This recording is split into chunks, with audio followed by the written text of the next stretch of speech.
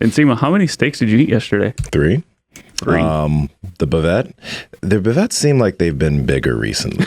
Okay, do you know what I'm talking about? Yeah. No, it's not just No. In my their bavettes are bigger. At a bavette, filet mignon, and New York strip. And maybe that's why, like, I feel like I'd take the biggest dump. I feel like a heavy one's getting ready. That's why it's like 20 minutes and 30 minutes into this podcast, y'all are going to see me leave the mic. But it was good. That's all I ate yesterday. We'll just follow 3 you steaks. into the bathroom. Yeah. If we'd like to leave our guest chilling, we just all go to the bathroom together and he's sitting here alone. Well, it'd be dope to get like wireless mics to just like, hey, we're going to be right back. We're just going to need just small bathroom break. So that way we don't stop, especially like on the live streams. You can't the show must go on. Just keep it going. Yeah. But no, dude, the bavettes, so I don't know. I could be wrong, but I remember calculating out the macros and it being just under 100 grams of protein. And then when I looked at it now, it's like very obvious, 25 grams of protein per serving, 4 servings. And so I'm like, okay, maybe that's why it got bigger. Like, I could be tripping. I don't know. Memory's funny, when you start to try to think back at what's going on. I think only 16 grams of fat in the whole thing. Yep, absolutely. And so the good and sometimes not so good thing is I'll cook one for myself, one for Stephanie. Normally it's one for me, one for Stephanie and Jasmine. However, it was just me and her. So when I cook one for myself, I'm pretty full. And then I look over and she's like a quarter of the way through and she's like, I'm too full to finish. And I'm like, oh my gosh. Yeah, but then, I get it's hard for me to finish that. I will say that because that's a lot of food.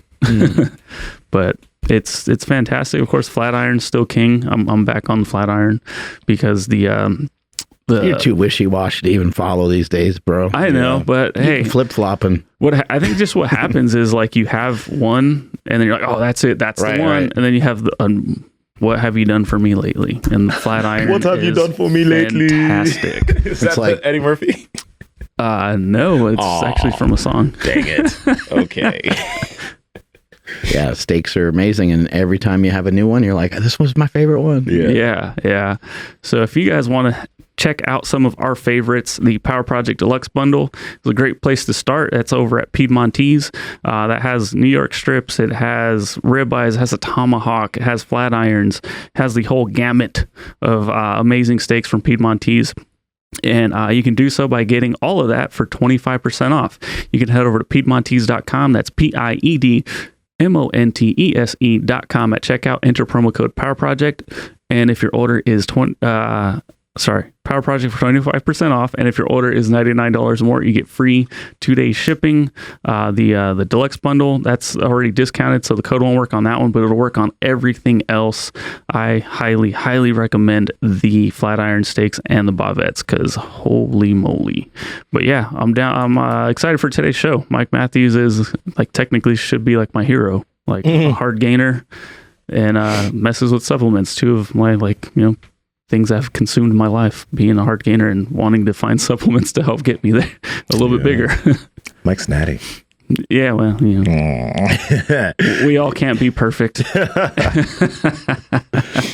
Yeah, no, this is going to be a really good one because I think the big way that he's marketed his supplement company is contrary to how most people would talk about marketing supplement companies. He says, hey, you don't need all this stuff. This isn't like you actually need to focus on the nutrition and this. This is just a little bit of an extra thing. But he does really, really well.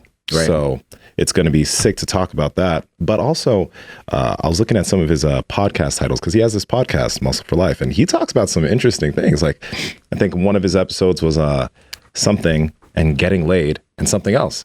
So you don't hear about stuff like that in just fitness podcasts, right? So this is a good one. More people are kind of on the topic of self-help.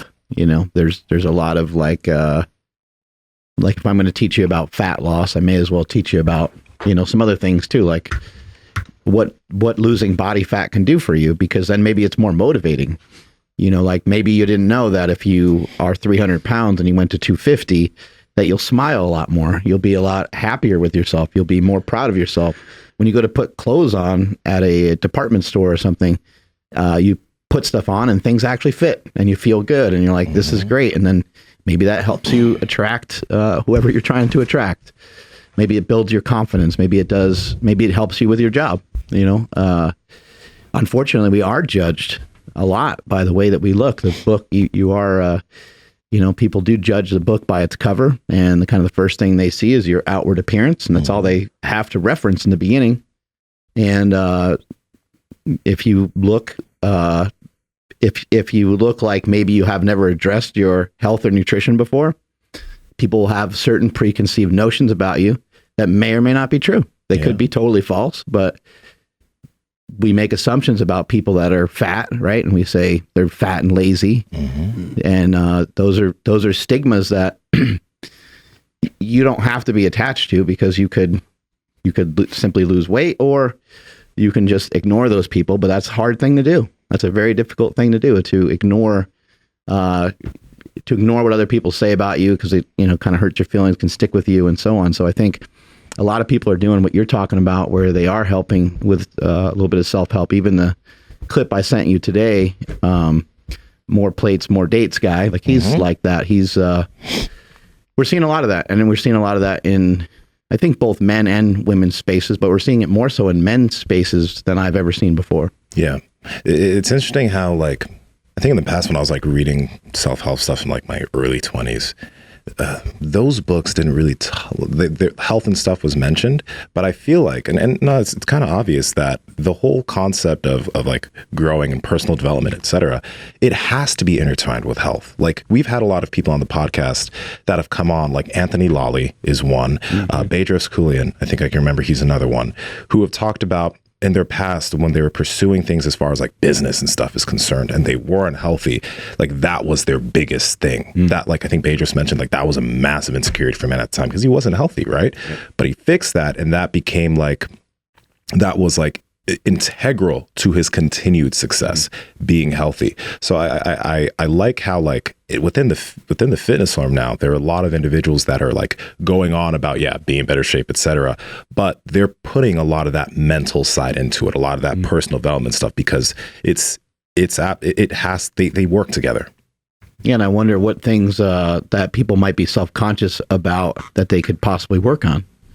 Maybe they have a hard time with public speaking, or maybe they don't feel great about their appearance. Well, there's certain things you can do about certain things, and there's certain things that you can't. If you have a big nose or giant ears or something, there's literally nothing you can do about some of those things. But what about the things that are maybe in your control? You can probably work on some of those things. And when it comes to fitness, and when it comes to participating in some sort of athletics, we've seen massive changes with people. I think jiu-jitsu is a great example of that. I weigh 240 or so, and someone that's 170, if I, for some reason, got in an altercation with someone that's 170 pounds that knows jiu-jitsu really well, they don't have to be scared of me.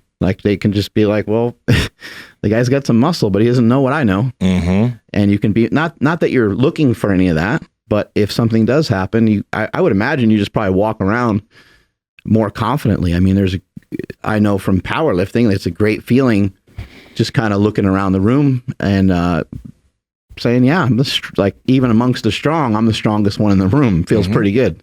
Absolutely. If you're able to be an assassin, you're able to take people out. It's got to be a pretty good feeling in some ways.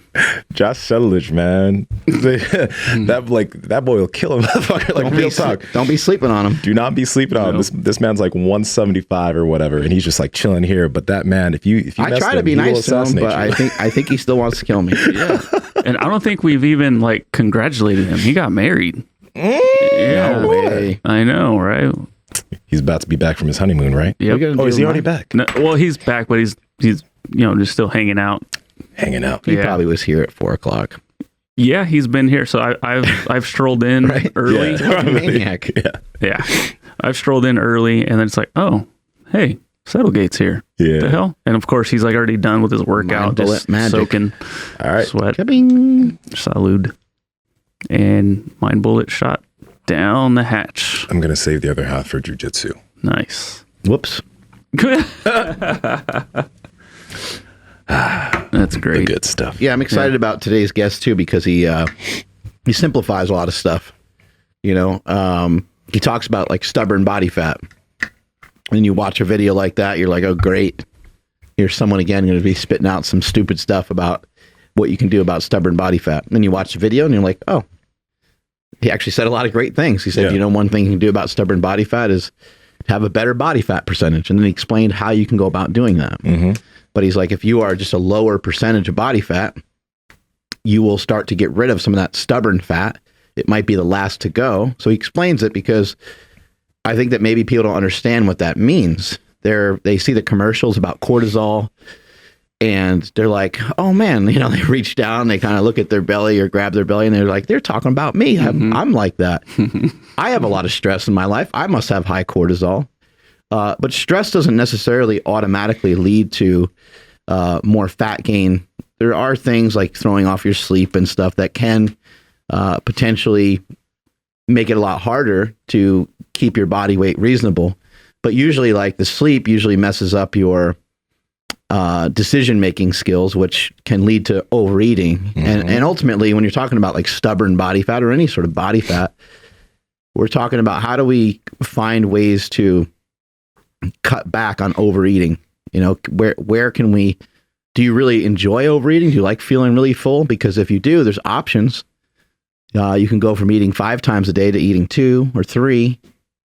You can utilize some intermittent fasting. I mean, there's a bunch of things you can do. And he talks about, training on an empty stomach and what that means, because some people are like, oh, you train on an empty stomach and you can burn more fat.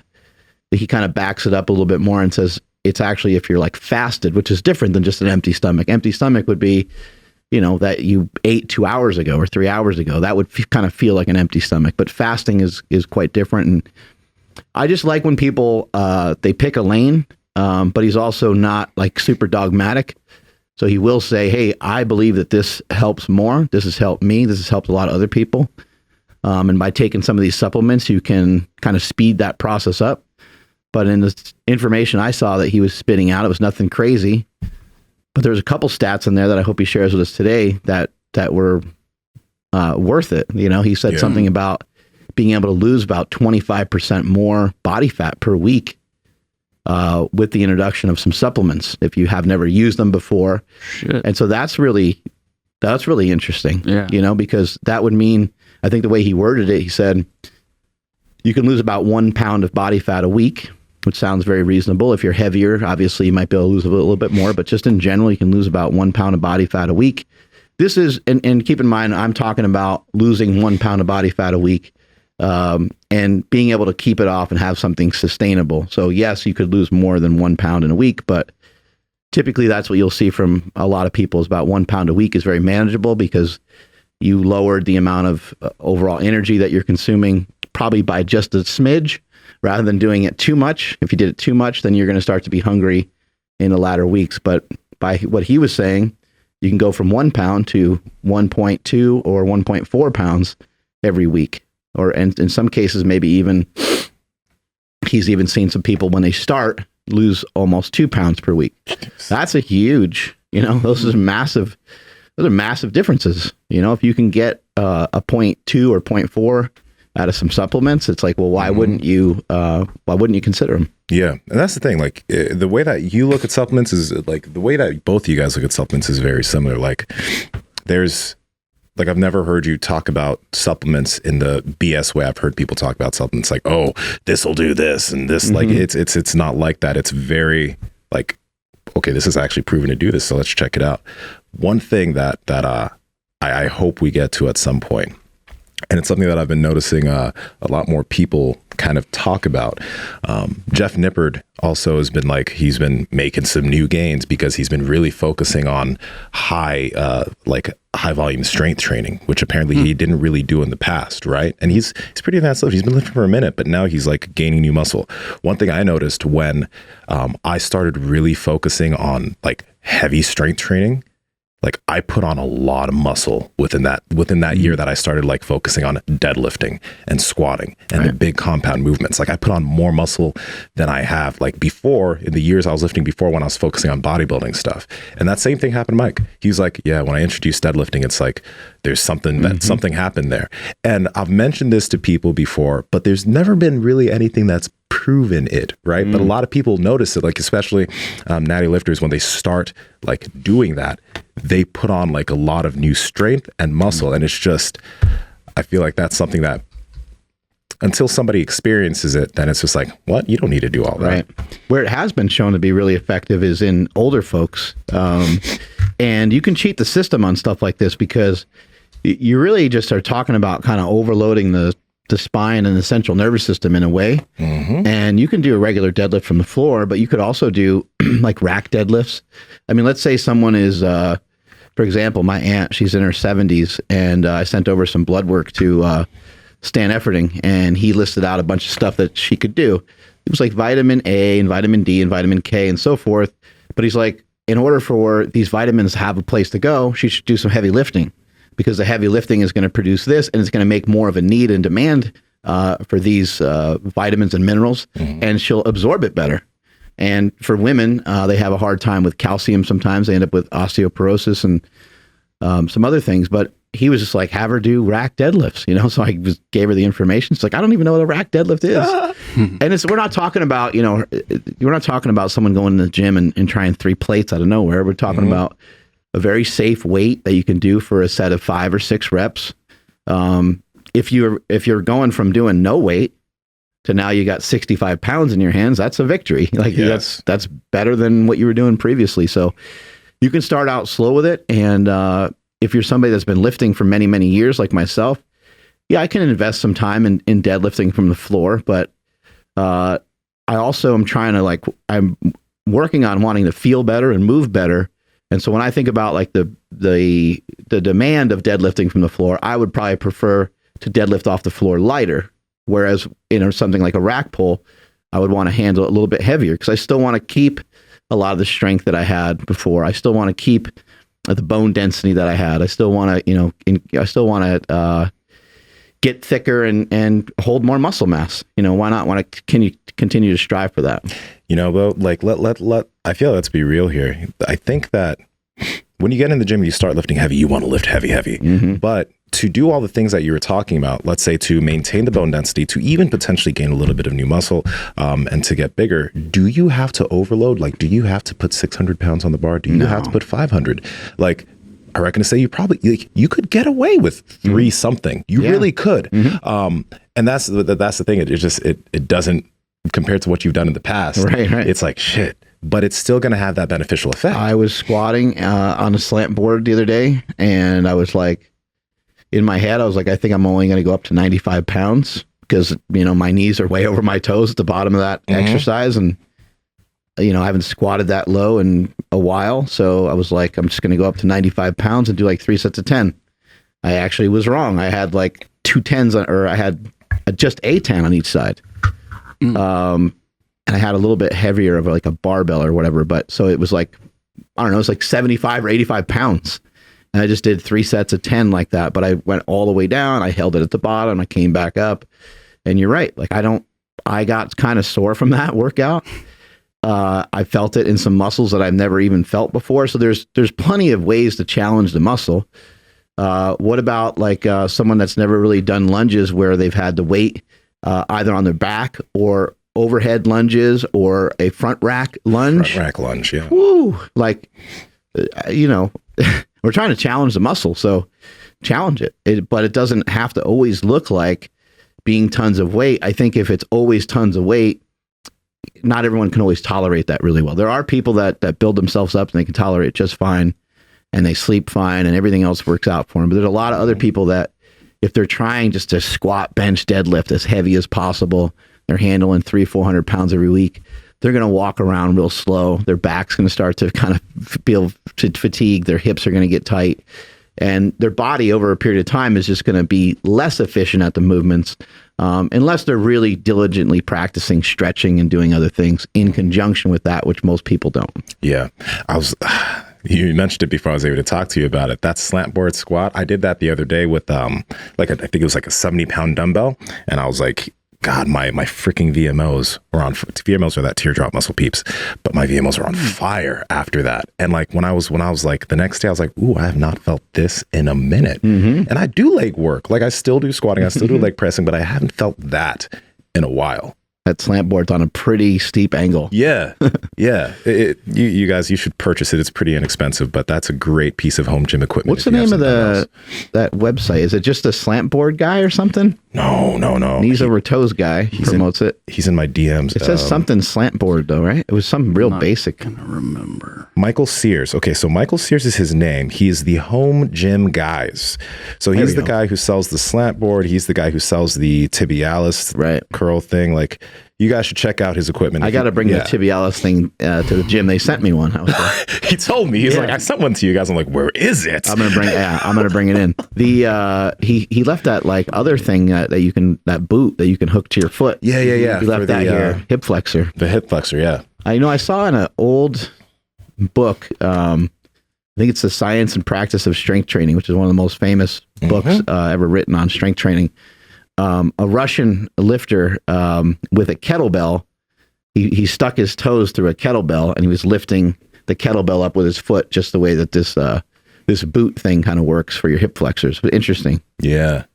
Like that, that is one thing though. I feel like that is definitely, like, for me, I know that will be a weakness because I can't look through my training career and see what have I done that's actually made me do this movement. I mean, other than like maybe coming out of a squat, right? Yeah. But like directly loading like this, I've never done anything like that, I think. Kelly Starrett points out that your hip is very rarely below your knee, like in your day-to-day. Yeah. Maybe in some cases of certain types of athletics, it might be. And that's why he recommends the 10-minute squat. So he recommends is to squat down, because you don't really getting out of your car, taking a shit, like whatever it is you're doing, you're still not there. And so over time, and people sitting at their desks and all the things with just what we do in modern day life, being hooked to so much technology and TV, and there's just a lot of sitting that goes on. The hip flexors get really tight and they get really weak. Yeah. And the amazing thing about the hip flexors is that the hip flexors have way more potential for strength than the abdomen does. So here's everyone, trying to work their abs all the time.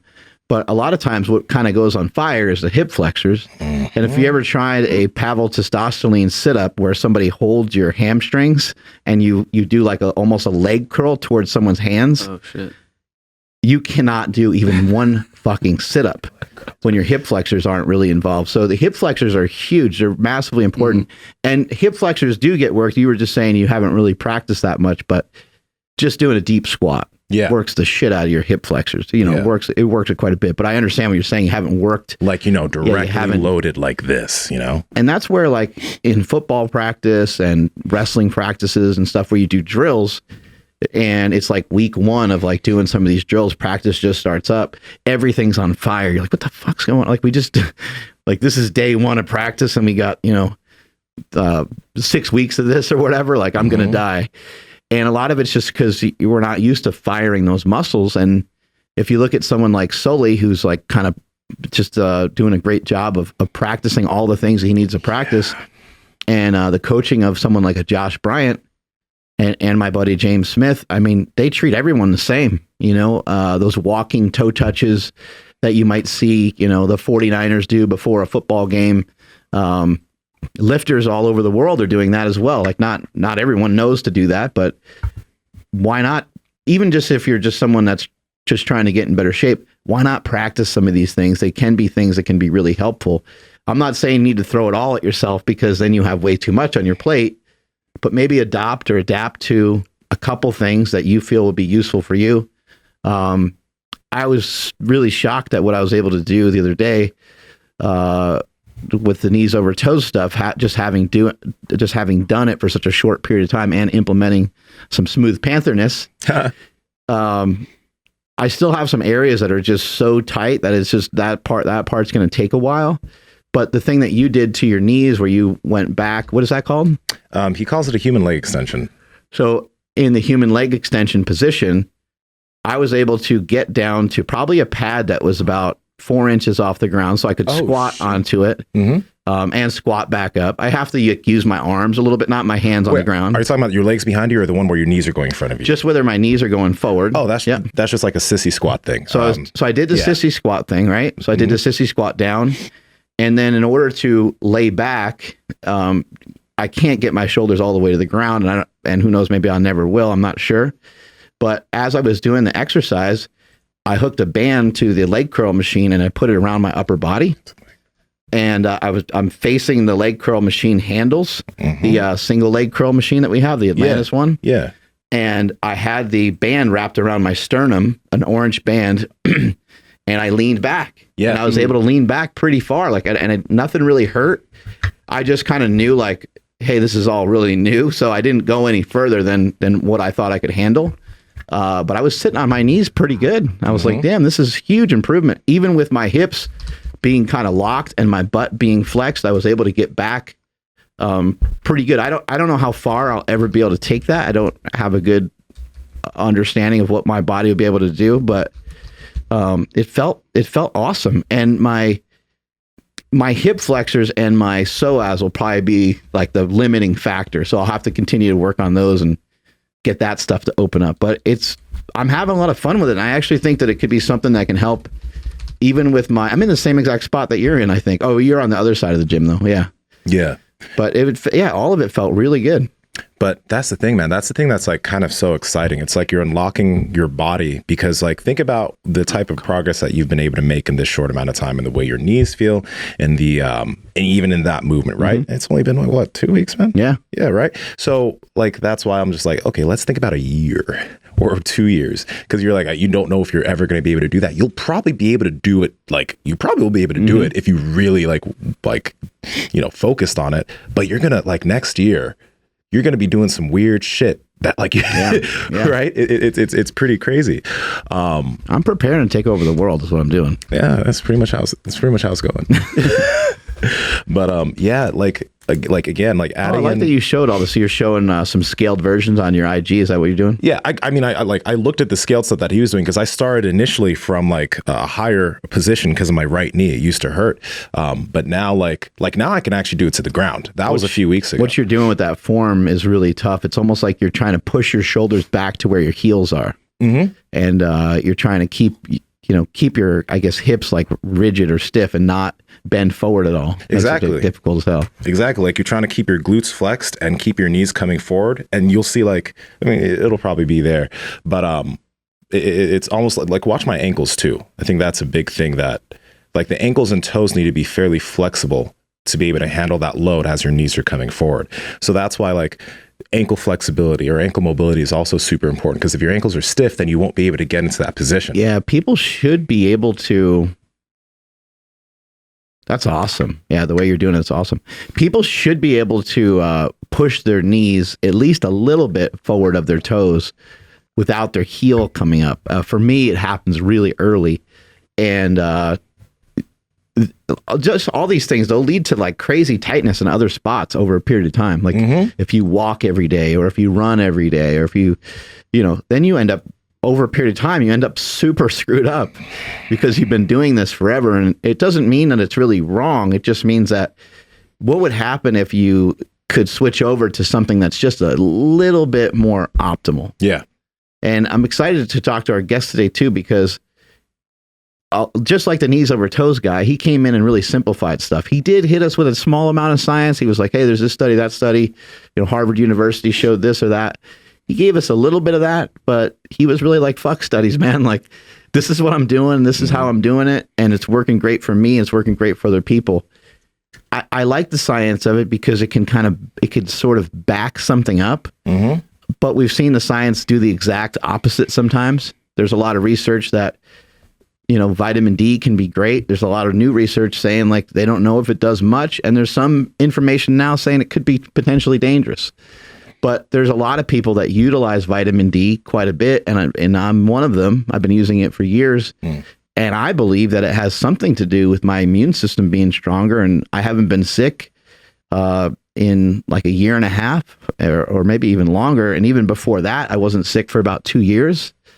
I mean, you guys are around me all the time. It's really rare. Yeah. It's really rare that I'm, like any of us really. We've been all very healthy, and obviously we have healthy practices, so it's hard to attach it right to the vitamin D, but that was a big change that I made years ago, along with some other health practices.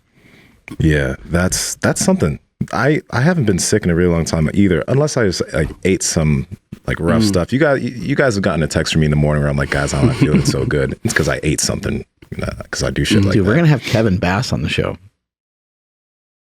Do you know about Kevin Bass? Have you looked some stuff up on him? I feel so just like ashamed because you said that with excitement in your eyes. Like, man, we're going to have Kevin Bass and Kevin Bass and Joel Green. Yeah.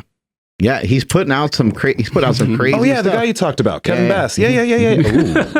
Yeah. Okay. Now I remember.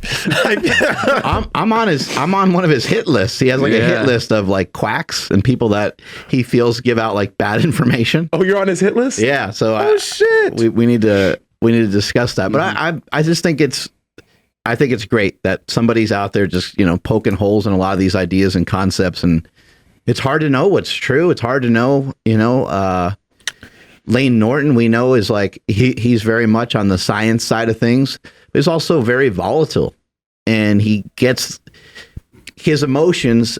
I would say it's a fair statement in general to say that Lane's emotions get the better of him a lot of times. Yeah. And maybe he doesn't always even get his point across because of that. I think he's getting better at it now. Oh, he's definitely gotten better. Yeah. He's getting better at it now, but I think before he used to be like, you're so wrong and I'm going to prove to you how right I am. And now I think maybe he's like, that's a joke. I can't believe you said that. That's ridiculous. But then he just says, here's what the facts say, or here's what I've learned, kind of thing. He's doing a little bit more of that. But Kevin Bass is also out there, throwing a lot of fuel on the fire. And I think it's good because nutrition science, at least according to a lot of people that I know and interact with, a lot of people think it's fucking garbage. Yeah. Like most of it. So it's going to be, really interesting to continue to go down this rabbit hole of nutrition with some of these great experts that we have. I think it's really tough for a lot of people. I was thinking about this yesterday. I think I was having a conversation with someone about it, and confirmation bias is a scary thing, especially when you get really stuck into it. Like when you feel you're doing something right, like when I was doing a lot of flexible dieting and IFYM stuff, I like everything and all the content I was consuming and all the individuals I was following, like Lane and a lot of these other individuals, everything was confirming my belief in what I was currently doing as it being like the best way of doing it or the healthiest way of doing it. And I wasn't consuming content from other individuals that were very opposite of me, or like people that were doing keto and carnivore. And I used to think like keto was like kind of stupid or whatever, right? Mm-hmm. But I can see why people can, like, especially now, it's very hard to see how something else can actually be decent for people. Like when I hear people say, oh, carnivore is stupid. And then I remember all the conversations that I've had with individuals who are like, I had an autoimmune issue, multiple autoimmune issues, skin issues, and just like gut issues, and carnivore. Like, I'm just like, man, it's not right. Mm-hmm. But if you're not open to hearing why something may be beneficial, you'll just see it and be like, oh, that's fucking dumb. It's too easy. So especially in the nutrition realm, it's too damn easy. Mm-hmm. So there's a slight miscue with today's guest. I'm still reaching out, trying to get him on. So just a heads up. Yeah. That's all. But still loving the conversation. But exactly what you're talking about, Nsima, is you can apply this to anything you believe in.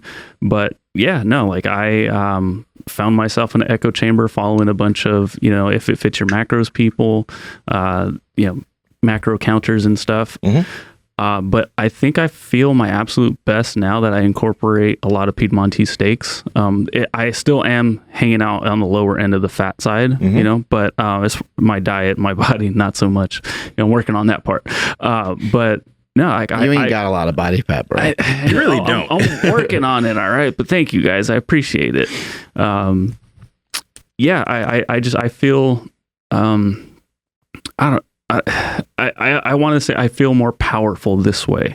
Like when I would eat a lot of some of the fun foods, like when I eat that exclusively, mm-hmm. I kind of like always felt like a little, I don't know, like a hollow feeling almost, like where I felt fine. I was full. I was happy, but I kind of just always like my stomach was kind of like I'm I don't know, like one bad decision away from like having like stomach pains or something, you know, like, oh, if I go for, you know, that other high carb, zero fat meal, like that's probably going to push me over the edge where I'm just like not comfortable.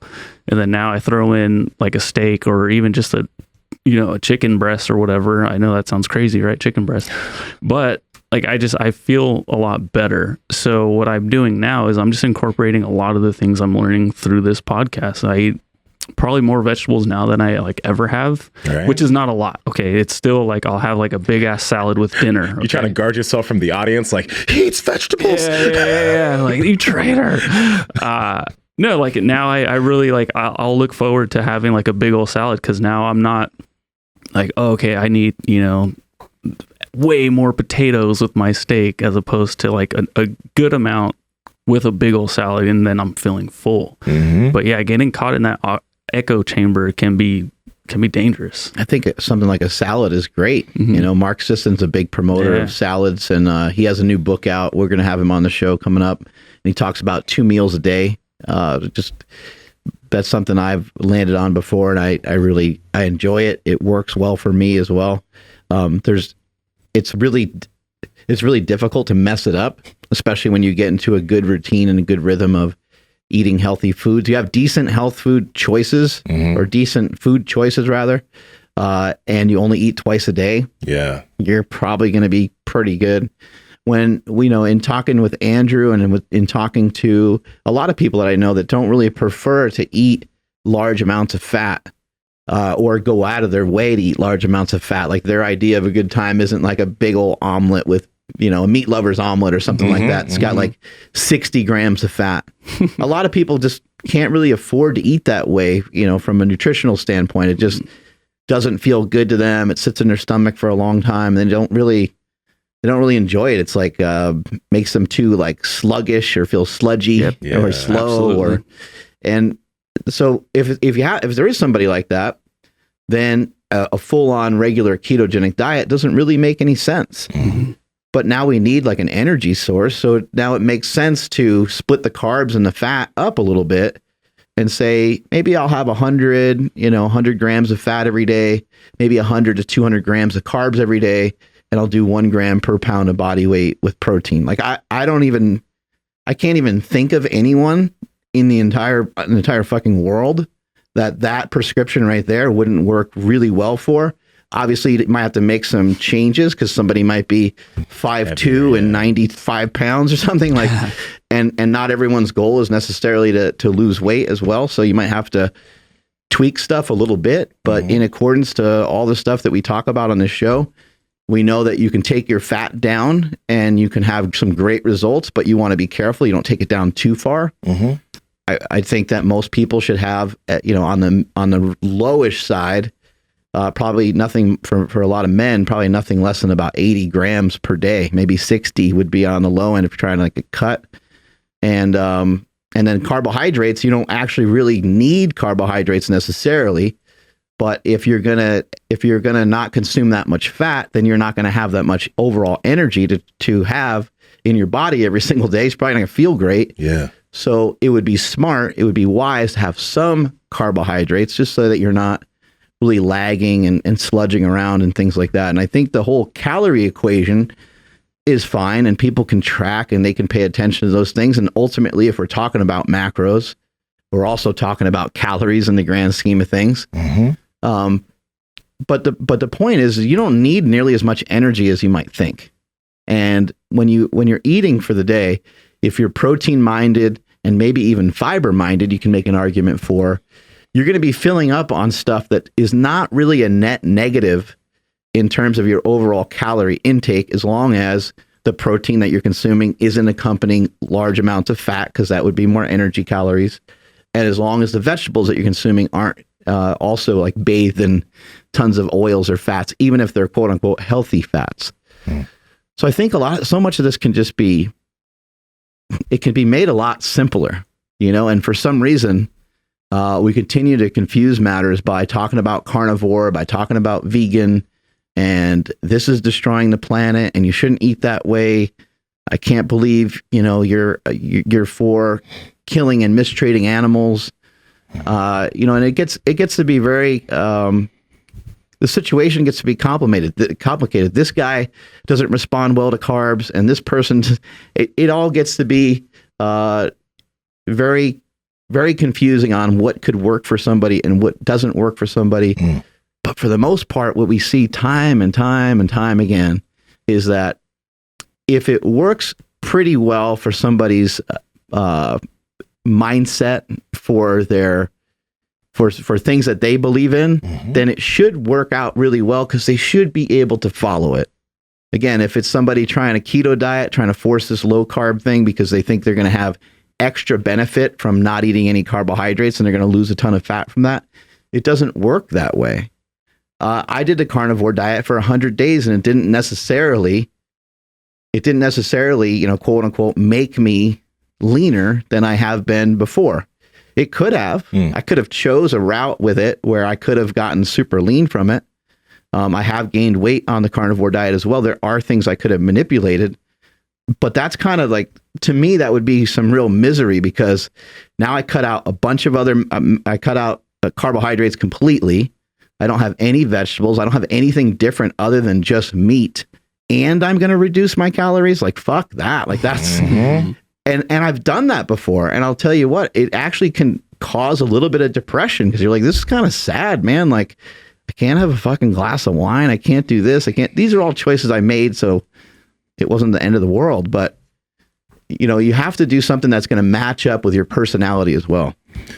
That's, I think, okay, if you guys listen to this podcast, I want you guys to take this away. Well, not this specific episode, but our podcast in general.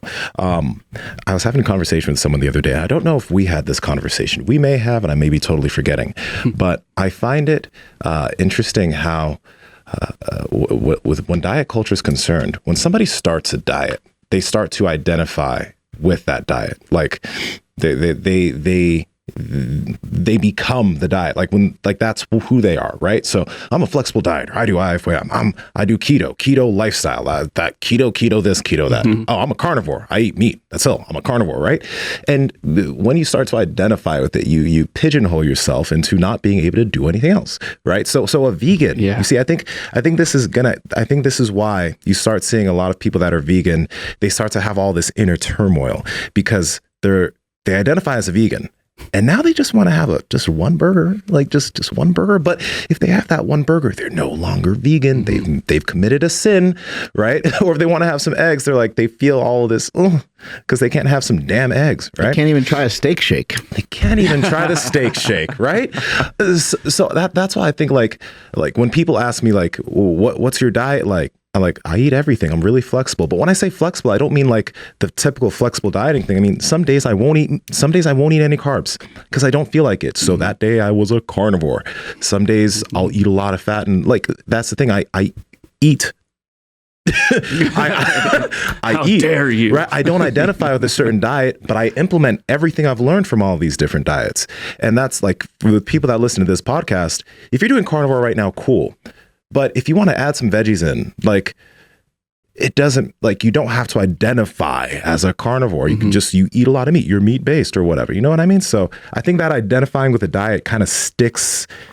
It messes with people and it's hard to get out of. But we kind of got to pull out of that a little bit. Understand that there are benefits to all of these different things here. Well, it's fun when you learn something or when something you get benefit from one thing. Now you're a power lifter and you use all the powerlifting terminology. Right. Thank you. Yeah, I was gonna say we joke. I mean, everybody jokes about CrossFitters, shave your head, but it's like the hardest thing about CrossFit is not telling somebody you do CrossFit. And then it's sort of like I don't want to say it. Okay, well, in regards to like religion too, I know people even in my family who are like born again Christian, and it's like, oh fuck, he's gonna talk to me about it again. Like, that's what I grew up in. Like, seems very culty. Yeah, I'm like, I'm ecstatic. You're no longer drinking. Like, this is like I love you for like making it a change for the better, but like, I don't want to hear about it. But it's the same thing. It's like, okay, like But have you accepted Jesus Christ as your Lord and Savior? even if this person's around, we didn't have an intervention, right Andrew. over it. Hey, whenever we can hang out, I'm all for it. But what I'm saying is, like, even if this person's like around other people, like safely enjoying like a beer or something, it's like they're like in their ear. You know, it's like, hey, like, no, like you don't, like, you can chill out, still enjoy, you know, other people's like, you know, presence or whatever, not like school them on it. So it's kind of like that with bring it all back to nutrition. You know, if somebody is eating high carbs and you're on a keto diet, like, hey, have I told you about keto, our savior? Yeah, you know, that's a great point. I feel like, you know, if like I was like a minister or something, people would feel weird cussing around me or saying something that's just, you know, different. You know, that's I don't know, sexually charged or something like that. They would be like, oh, sorry, right? Yeah. You see people like, they'll say, oh, fuck, and they'll say, oh, sorry, pastor. Like, shit, sorry. I mean, fuck. Yeah. And I did that around my pastor once. I said shit. And I was like, ooh, sorry. And then how many people do that with us, you know, when they're eating something, you know, at a family gathering or, you know, I don't normally eat this way. They start because they think that you're judging them, and maybe all the time. Yeah. And maybe we are, you know, maybe you're just thinking like, but like, I'm not really going to intervene on someone's diet. I'm not going to, you know, especially a stranger, but like even people in my own family, I'm not going to say anything about diet unless they bring it up. Mm-hmm. But a lot of times when you are somebody that kind of, you know, falls into some of this stuff and starts to learn a lot about it, people are pretty confused and they say, hey, well, what do you think? And a lot of times they're not going to follow what they're asking, but at least they're starting to ask some questions and maybe learn some things, right? Mm-hmm. Yeah. That's a weird thing though. Like whenever I eat around family, just because it's like, when I eat around family, typically it's maybe my first meal. Right. So they'll see me, you know, you see where this is going. Yeah. They see me just eat all the food. Right. And then they're like, I thought you were healthy. I thought you did. I was like, yeah, it's just like, I fast for most of the day. So it's like, they're like, I can eat all of that and look like that. Like, no, you can't do that. Like, this is why this is happening here. Yeah. So I think that's just it. That's an interesting aspect. Have you, all of that. Have you tracked or measured or paid any attention to your calories at all, like in the last maybe year, just to get an idea, like, because you do only eat usually twice a day, or is it 3 times a day? Well, yesterday was once, so it could be twice sometimes. There are some days like that I don't fast at all, so it could be maybe 3, but it's not often that I eat 3 times in a day. Like it's rare, but it's usually 2 to 1. And then any idea at all, like of calories or even macros of any sort? So I know my protein macros are always above 200. It's either 200 or above. Fats are probably usually somewhere above like maybe 120, but there's some days it could be lower. Carbs are typically usually most days below 100. Some days it could be 200. If there's this is weird. There's how many calories is that? What do you say? 120 fat, at least we'll just say 250 in protein. Yeah, protein's always above 200. It's usually around like 250. And maybe like 100 carbs. 100 carbs, yeah. But on some days, especially at back-to-back days of jiu-jitsu, it'll usually be by like Wednesday or Thursday where I'm like, me eat some more carbs today. So it could be like 200 or 2 something. And do you care about the carbs? No, I just eat the amount that I'm just like, I feel like, okay, this is good for the next few days. Oh, do I care about the type of carbs? It could be a couple cookies or something, or no. I don't have, like, it's usually rice. Right. It's typically rice. Just because anything else will throw you off and make you go fucking haywire. And I like rice. Like, rice goes well with everything. It goes well with steak. It goes well with eggs. And that's a good point about when it comes to, like, you know, rice can help you to eat, you know, more of other food, right? So rice can actually help you reach your protein goal for the day. And so can vegetables in a lot of ways. You know, even just green beans are not the greatest tasting thing, but if you have green beans or some tomatoes with some chicken breast, even chicken breast is like kind of a, you know, not the easiest thing to get down without wanting to pour a bunch of shit all over it, right? Or if you have it chopped up in a salad, you know, it's a lot easier to eat. It's a lot more palatable. But that's why all of us are so in love with Piedmontese beef, because it gives us an opportunity to have meat that's lean. It's a ruminant animal, and then ruminant animals turn the grass into a bunch of amazing micro and macronutrients for us. It's like cows are fucking magical in some weird way. And we get the benefits of being able to eat red meat without all the extra calories that might typically. I mean, we saw yesterday, like Country Butcher, like that place out in, I think we were Marysville area. Yeah. That place is absolutely amazing. But we saw a lot of the marbled fats there on some of the meat. And, you know, after participating and eating Piedmontese beef for a long time, it's just like, that looks really delicious. I still love other meats. I still love other steaks. But it also kind of makes me think, like, I don't think that's that healthy for me. Like, I'll eat that, I'll purchase it, I'll consume it here and there, but it's almost like a cheat in a way, the way I look at things now. Yeah, the way I was looking at, so there was one ribeye that just kept calling my name. I'm like, you look delicious. It was an amazing, just marbled everything. It looked incredible. But to me, it was sort of like okay, here's a chicken breast, you know, with rice or whatever, chicken and rice. But then here is like a barbecue chicken or like breaded chicken. It's like, okay, it is the same thing, but there's a little extra on this. You know what I mean? So it's like, okay, you're on fire today, bro, with your comparisons. What's going on over there? I don't know. But, you know, it's like, okay, yeah, it's still technically chicken, but it's, I don't know, it's not going to really get me to where my goals are, you know, or not get me to hit my goals.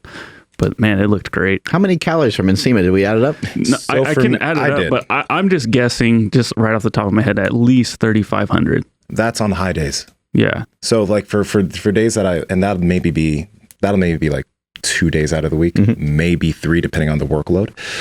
But on average, I'm around, like, not on average, but on the days that I eat like kind of just normal amounts of food, like 250 grams of protein, 100 grams of carbs, maybe more than 100 grams of fat, I'm around like 23 to 2,500 calories.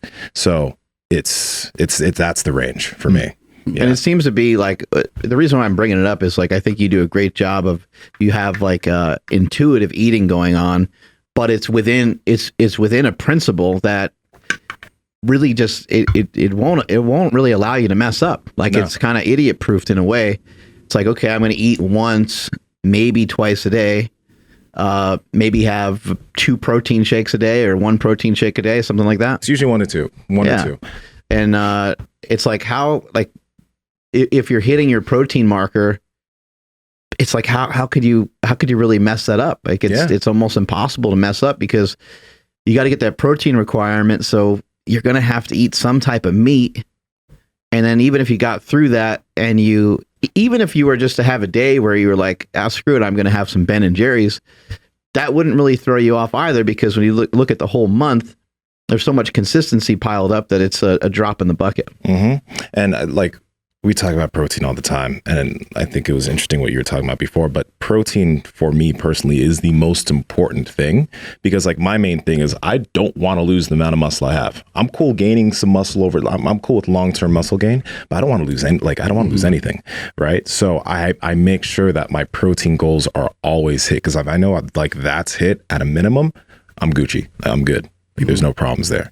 But yeah, like the way things are set up for me right now, I haven't tracked it like at all. But again, because I've tracked before, I can kind of understand that I can eat this and I'm going to be perfectly okay. You probably wouldn't feel great if your calories were off for 2 weeks in either direction. If it was really high or really low, you'd probably be like, oh man, like, hey, like, you know, the abs are covered up a little bit more or whatever, right? Like, that's the thing from doing this for a while. Like, if 2 days goes by, and this has happened to me before, where I'm like, why am I feeling kind of just drained today? Oh, I didn't have like a lot of fat yesterday or the day before. So then I know, okay, today I'm going to load up on a lot of fatty, like meat. I'm going to load up on fat. The next day, boom, I feel great. Like, that's what it allows. Like, I can now understand it. And like, it's a different feeling when I'm like tired from not having enough fats and not feeling great from not having enough carbs. That's why I said, like, there's certain days where I'm just like, yeah, your boy needs to eat a little bit more carbs because of like what's going to be going on during the week. And you get that feeling. You can understand what that feels like. Andrew, I think we should hold off on the guest, and we should kind of bring this one around and just have it be a separate episode. And then we can reconnect with the guest whenever. Yeah. So what happens. Yeah, what we did is we reached out and said that, like, we'll reschedule. Cool. Yeah, No problem. Yeah, no big deal. what I noticed when you came over to my house, and we spent that time in the sauna and the hot tub. People don't know what happened in that sauna.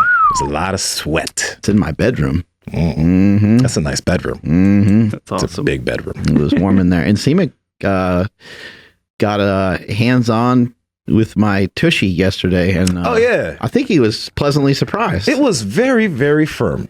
like you got a big old butt, right? But no one would really expect. I mean, anyone. If you guys meet Mark at expos, he's totally okay with you grabbing his ass. Let me put it that way. So you just need to give him a quickie, and you'll understand it. It's quite.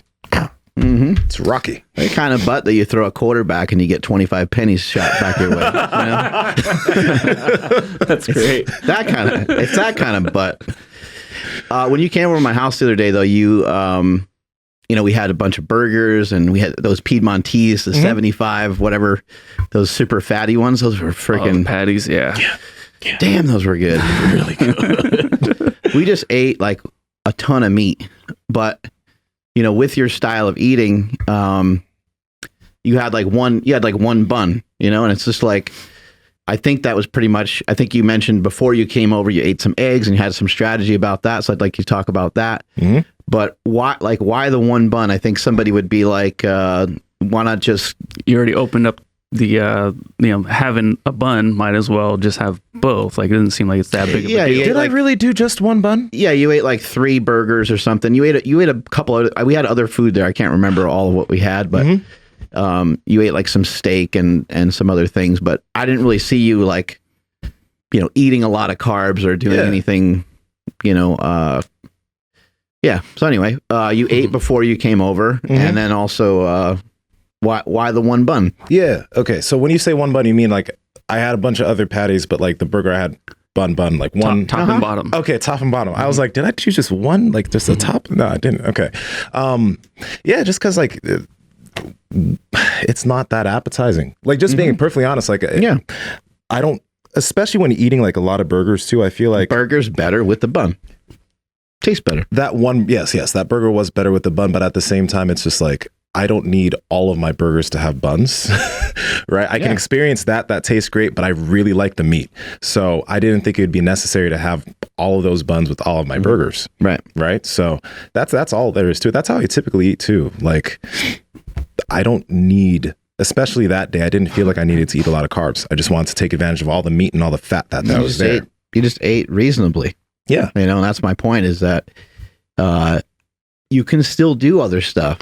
But like a bun is a great example, or bread in general is a pretty good example, because I mean, you start putting butter on bread, you might end up with some different problems. But to use it for a sandwich, or to have like a burrito here or there, I think those are all pretty safe things, because they still kind of fall in a category of being promoting you to be able to consume more protein, and they still are on the savory side of things. If we start getting into like a pancake or French toast, or not that eating any of those things are bad, they just kind of light up another side of the brain that you might not want to light up. For me, it's not a good idea to light it up with whether it be a Quest bar or a Hero bar or just any of that stuff.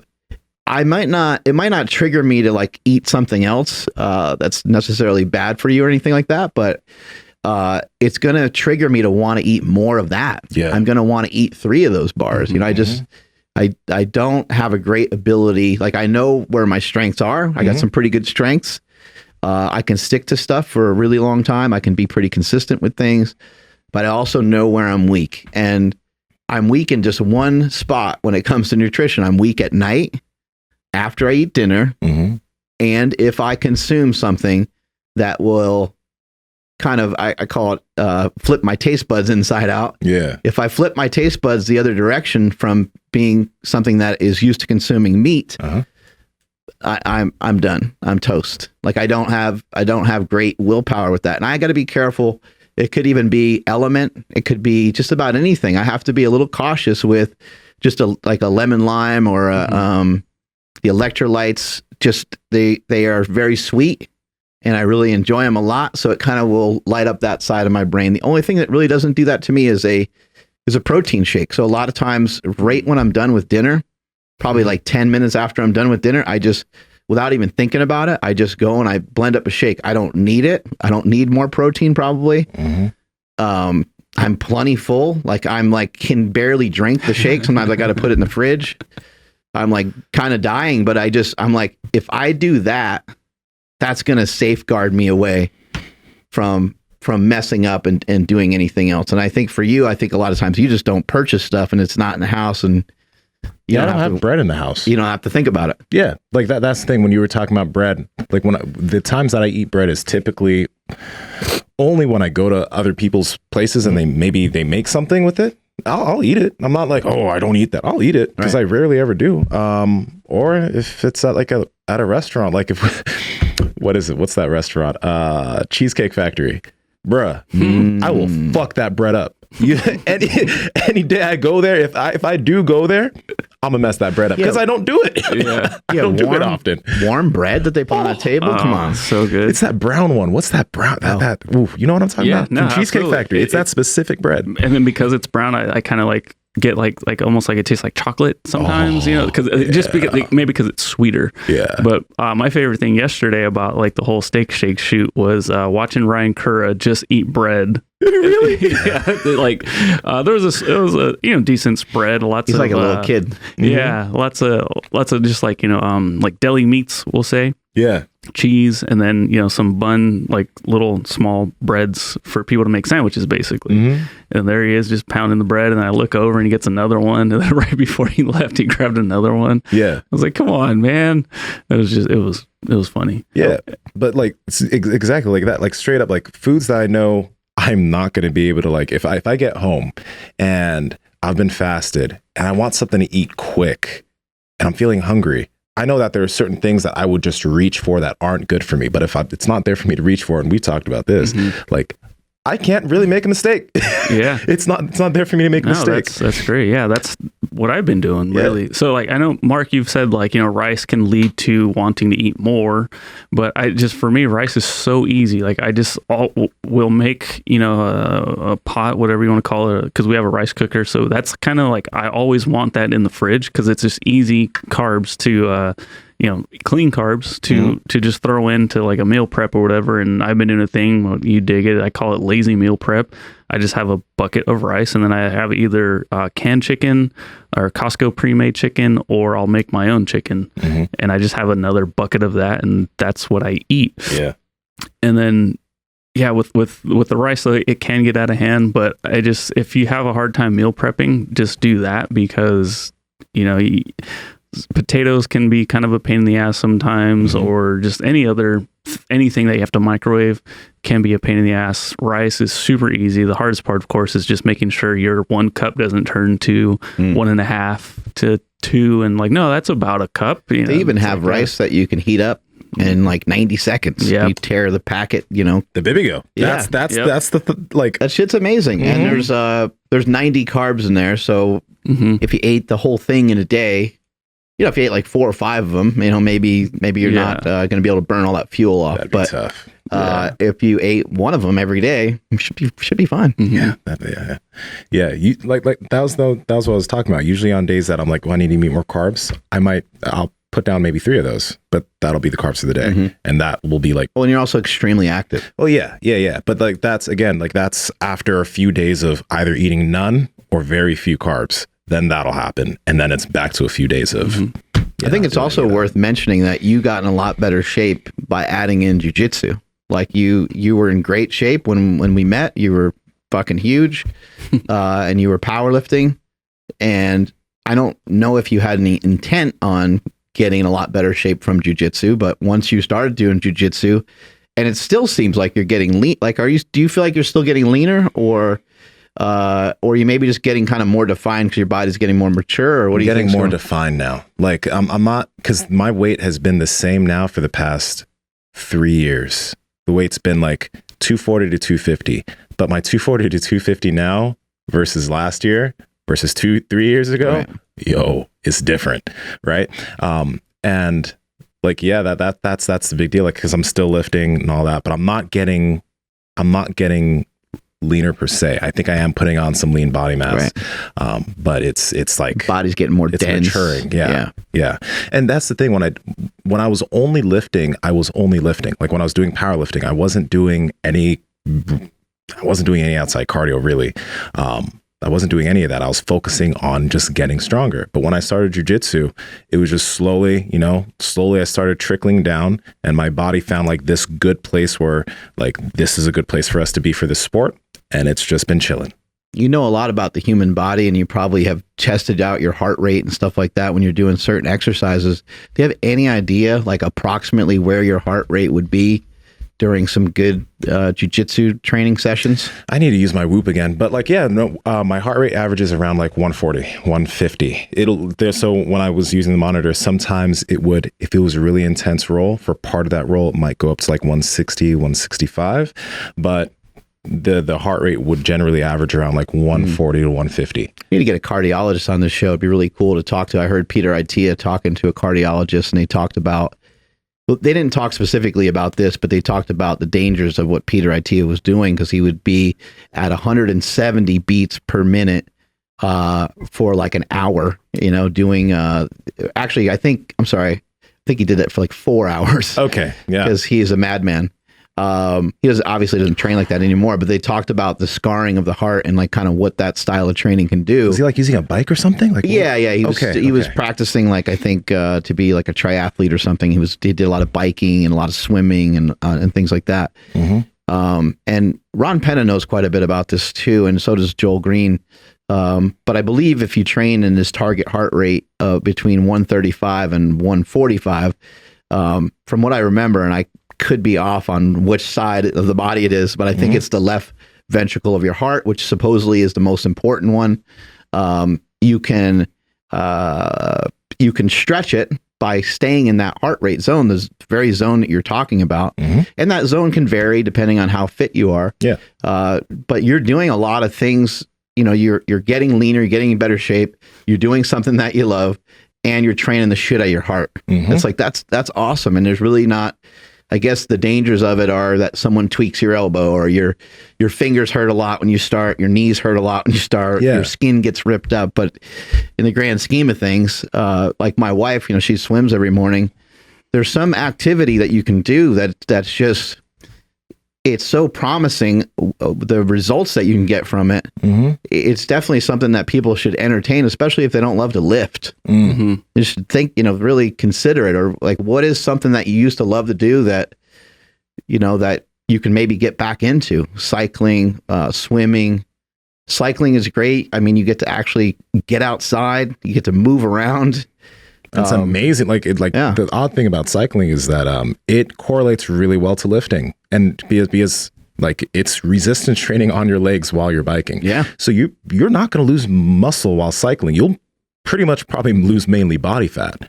So that's a great one that a lot of lifters like to do. Yeah. My uncle cruises around all the time. I think he does like something like 20 miles every single day. He's 70.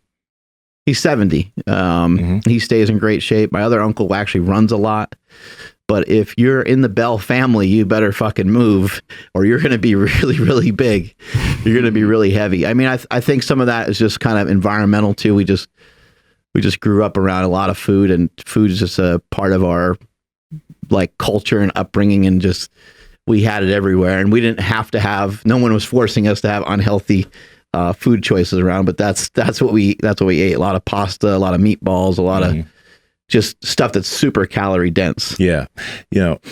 I haven't, back to what you were talking about on the heart, I haven't read much about this recently, but I remember it was like last year I was reading something about like, the different heart rate zones and stuff. And apparently that range that you were talking about. Yeah. Joel Jameson talks a lot about it too. I could be totally wrong. So someone fact check me. And if I'm wrong, comment please. But apparently that's also a zone that you can that it's actually really beneficial for burning like fat loss.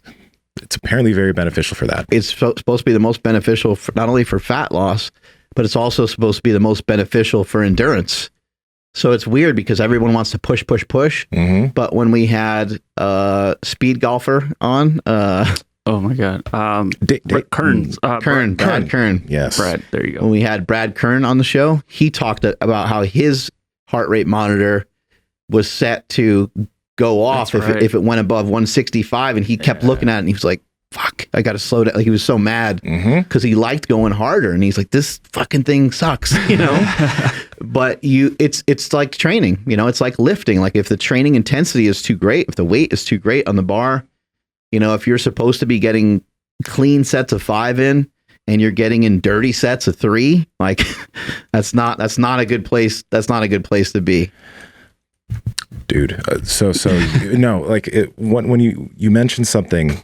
So like when I do cardio in here, I wear my Apple Watch and I make sure that my heart rate's usually around like 150 on average, 140 to 150, right? And I've become very accustomed to that feeling of my heart rate. How do you do cardio when you're in here? I usually do the rowing machine. Okay. Or the rowing machine is typically what I like to do, but sometimes I'll use the Echo Bike. But I make sure my heart rate's there. Andrew, were you aware of these secret cardio sessions that he's been doing? I didn't know anything about the rower. See, this fucking guy. Sully's seen it. Kenny's seen it. But I love the rower. But first we learned about... No, just say 2 people seen it. Yeah. That doesn't make it true. We learned about... Ask them. Remember when we learned about creatine? Yeah. Multivitamin, my whole omega-3s. It's like, find out something fucking new every day. Sun. All right, go on with your story. No.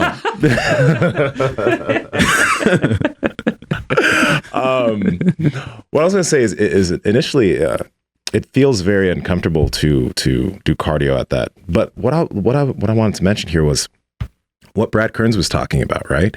Where when his watch went off that he went over 165, like, fuck, got to slow down. I think that all the things that we've gone on in terms of breathing, like from Brian McKenzie, Patrick McHugh, and James Nestor, that will help you, first off, to be able to calm down when doing a lot of this type of work. And it'll allow you to breathe better, which inherently will bring your heart rate down to a better place. So I'm pretty sure that when most people do jujitsu, part of the reason why they get very tired is their breathing's impaired, because when they do certain things, their heart rate goes super high for a while, then they have to take a long break, and then they can do another roll. But if you're able to control your breathing and get better at that, you can train yourself to keep your heart rate, not intentionally, but just because you breathe better, your heart rate's going to stay in this really good place for performance. That's why every single session I've done in jiu-jitsu where I've tracked my heart rate, and I have this with like multiple sessions, my heart rate's always averaging around 140 to 150. It's never really been averaged around 155, and these are hard rolls, right? And intermittently it'll go up a little bit, but it'll typically come right back down to that spot. So I think that's really important, like that there's something there. Well, and that's another reason why it's important to work with people that are like at your level, slightly below your level, and slightly above your level. But if you just start right off the bat going with somebody that's way better, they'll just continue to thrash you. You'll continue to get more and more tired, and you probably won't be able to really grow into it. You probably won't be able to, maybe after a little while, you know, maybe you'd finally start to like get the hang of it, but not a great way to learn. Like, it's not optimal to learn that way. You'd be so exhausted. I mean, I have virtually no experience. You could tire me out every single time, and it could be such easy work for you, and I could be like gasping for air. Because I remember like doing some stuff with Bobby Lashley years ago. Bobby was a really high level wrestler, 4-time All-American. Jacked as hell. Yeah, he's jacked as fuck. He would do stuff to me that he knew that I would like, that how I'd react to it, you know? So he'd just pull on my neck. He would pull on my neck a little bit, and big guys are dumb enough to like kind of resist that. He did that for, I don't know, a minute or so. He played around with that for like a minute. I was done. My legs were done. And obviously like he's fucking jacked, and he's amazing wrestler. So he didn't need me to be tired to do whatever he wanted to do, but it just made it that much more awful. Then he'd just like pick me up, and I was like, I'm going to get fucking killed. Like, I'm just going to go. He obviously didn't, we're friends, so he didn't do anything like that. But I was like, he could just knock me out by just slamming me into the fucking ground right now. Because I was so useless after he tired me out that way. You know, but to your point there, like when doing lifting or going for, you're going to have a hard day of training, it's necessary to train yourself to be able to calmly deal with higher stress training, right? So if you're going to come in here and it's going to be a tough training day, after you do that for a while, if you get better at approaching that in a way that you don't stress yourself out, so you're training, you don't have to like hype yourself up and get your heart rate up for all those training days, you get used to it. Like, then it's like a hard training day comes, you can do what you got to do and recover quicker because you're not like, your heart rate isn't going up to a crazy amount and you're not stressing yourself out too much. It takes some practice. But what you were saying there in terms of like the hard rolls and the easy rolls, I could have a day of really hard back-to-back rolls, but because I can stay calm through the thrashing, like if I was being thrashed, you can still, you don't have to, your heart rate doesn't have to go crazy up if you're getting beat up, right? You can still stay calm while you're getting your ass beat, or you can learn to do that, right? And you can still, if you can train yourself to do that, you're still going to get all the benefits of it. So I think that's a big deal there, especially for lifters, because you know when you see some people come in for a tough training day, it's like they're like, oh, my recovery was shot, blah, blah, blah. But it doesn't have to be that way. We've seen people do crazy lifts, get off of it, and they're cool. Right. So I think there's something to that too. I think your interpretation of what's happening is different when you're trained. And we talk a lot about this with the mindset, you know, with your ability to interpret what's coming at you. You know, if I have no experience in combat sports and you know, I just know like just to put my hands up and to kind of like move out of the way, I could just know like that it's going to hurt. When someone starts throwing kicks and punches, my interpretation of that is like, this is really, really scary. And I'm probably any second now going to get hurt really, really bad because Bones Jones is throwing punches and kicks at my face or my shin or whatever. Right. But just picture if you had just even a couple of years experience. Well, now you're like, okay, it's Bones Jones. He's going to absolutely murder me because he is more experienced and he's a GOAT. He's one of the greatest anyone's ever seen. But at the same time, it is just punches and kicks, and I can defend it, and I can actually throw stuff back and see where it goes. But I think a lot of times, you know, when something's really heavy in the gym or you're doing something that's really hard, you have a tendency to like really kind of freak out. And a lot of times you freak out because of the potential of what could happen. I heard somebody kind of break this down the other day. My friend James Smith, who had this guy, he's got an app that's coming out that's it's gonna fucking crush. I'm really excited for him. Oh, sick. And we have to have him on the podcast again. But like the way he puts stuff, it's demoralizing because it just makes you feel so dumb sometimes. It's not because he is very smart. But it's not just because of how smart he is. It's just because you're like, oh shit, he's right. He's right again. And then you're like, oh, that's why I think that way. Fuck. You know, and you start thinking about all these other things and you're like, oh man, it's too much. But he talked about, you know, having a baseball, you know, you take a baseball and you put the baseball up on the top of Mount Everest. You take that same baseball that's the same weight and everything and put it on top of a picnic table. And he said emotions are like energy. And so, you know, which one has more potential energy? You know, and the answer is that the baseball on top of Mount Everest does because of the possibility of the kinetic energy of the baseball falling off of Mount Everest. It's what could happen. Now, you could go through your life and you could avoid things that represent a ball being on top of Mount Everest, or you can learn to reinterpret things and put the ball down at baseline where it's just on a picnic table all the time. You can interpret everything. I mean, it's maybe it's actually almost impossible being a human being, being like a human being that has emotion and that has previous history and different beliefs. Maybe it's nearly impossible to always have it at that picnic table level because of who said it to you and what happened. Somebody dies, you know, something tragic happens. I mean, it's going to be very, very difficult, but it's still a choice. You still have a choice in those situations to interpret it whatever way that you want. And I think when it comes to training, it comes to jiu-jitsu, it comes to nutrition, we can kind of get overwhelmed and look at these things as being like impossible. We'll never be able to do it. But you can kind of bring things back to baseline and say, you know what, I can do a lot of that. I can't do all of it at one time, but I bet if I start to implement some of this and some of that here or there over a long period of time, I will be better off than I was yesterday. Mm-hmm.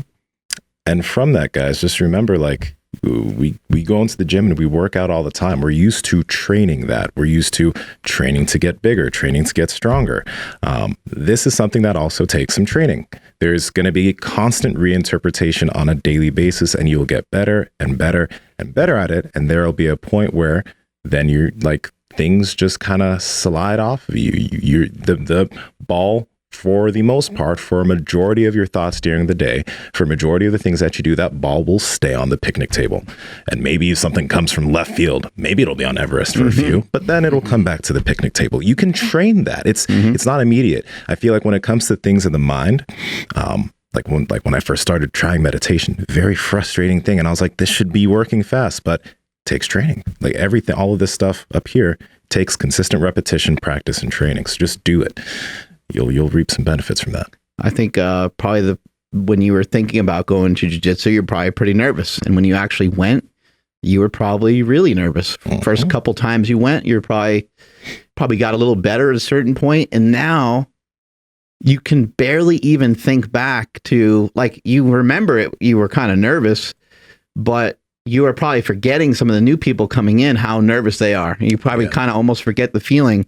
You're like, what's up with this guy? Why is he acting so? And then you're like, oh yeah, it's like, you almost forgot, even though it was like really, really difficult and hard to swallow your pride when you're 6'2", 245, and people that are 180, 270 at the time, and people that are 180 are kicking my ass, tapping you out left and right.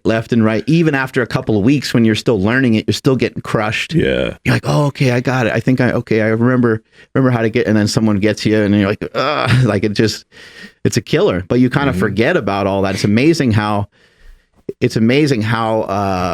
nervous you could be going into a situation, or how painful certain situations can be. But once you're able to experience them multiple times, you just start to get accustomed to it. You know, you start to get used to it. And once you're used to it, you're able to adapt to it. And once you're able to adapt to it, then you're able to actually adopt it and have it be a practice. And once you have it be a practice, then it turns into a habit. And once it turns into a habit, now you're the guy that kicks everyone's ass at jiu-jitsu. You're like the jiu-jitsu guy. You're the guy that doesn't eat any carbs. You're the guy that, whatever the thing is that you're known for. You're the guy that lifts. You're the person in the family that lifts all the time. You know, and then other people don't get it. How do you do that? It's like, well, I was fucking scared once too, man, and I didn't want to do it, but I did it enough to where I got over the hump, to where you get to a point where, like, Carlos is at right now.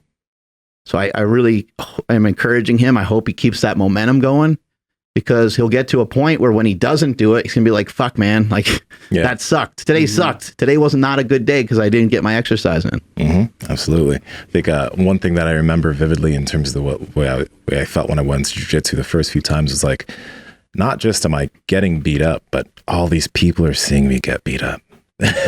Right? So I'd be rolling and I'd look and I'd see somebody watching. I'd be like, fuck. Right. It's that's one thing that I think it's a barrier for people when it comes to going to a gym and working out, going somewhere and getting some lifts in, because they're like, everybody's looking at me. Everybody's going to see me trying to do this and whatever.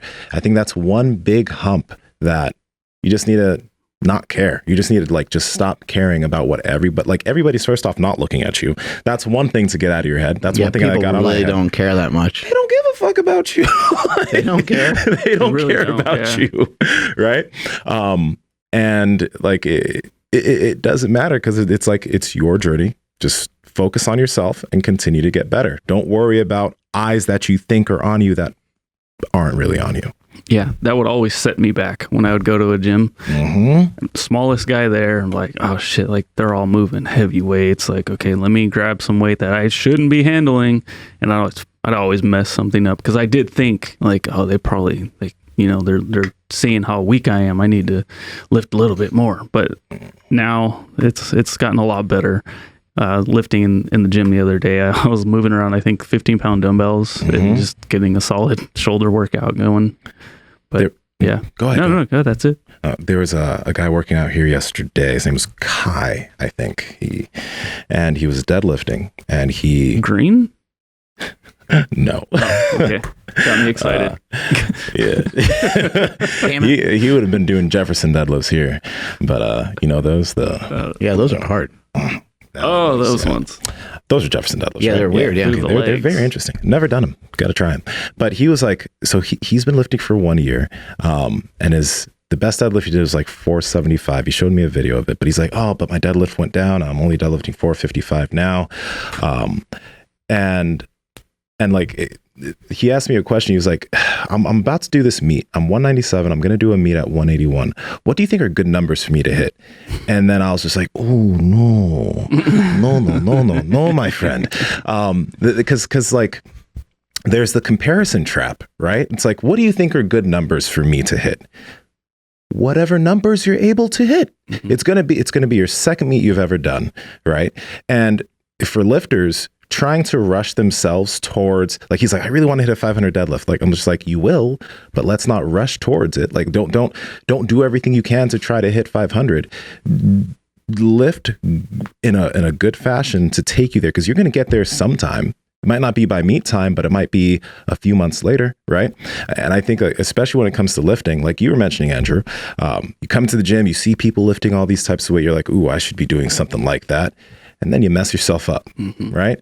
So it's just like, I was telling him, hey, just train with weights that you can move well. Don't touch loads that are uncomfortable or have you break form.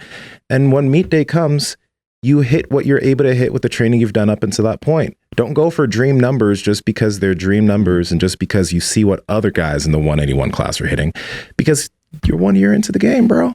And even if you weren't just 1 year into the game, that's still conceptually, that's still the way you need to look at it. You can't rush strength.